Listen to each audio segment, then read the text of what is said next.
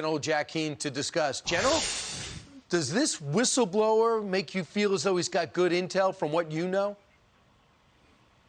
No, strategically, it doesn't make any sense. I mean, just think about it. They just finished the Olympics.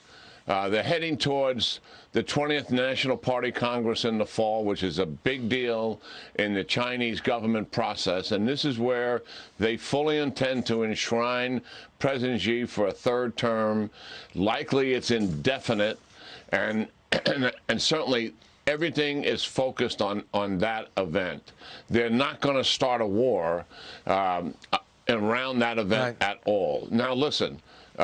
They're paying close attention to what's happening here. Certainly, they're noting NATO strengthened and more unified. They're noting the EU coming together and pushing some pretty hard sanctions on Russia.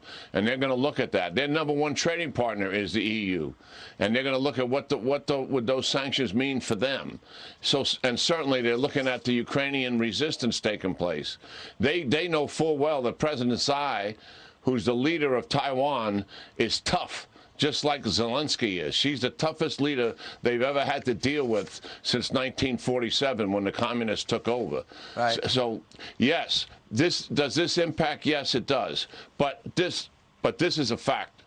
President Xi is determined as ever to bring Taiwan into his orbit.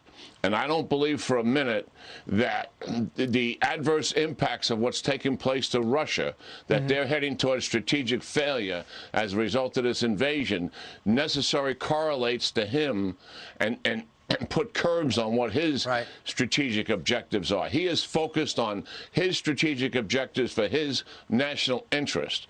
And what's happening to the Russians, in my judgment, will not deter him.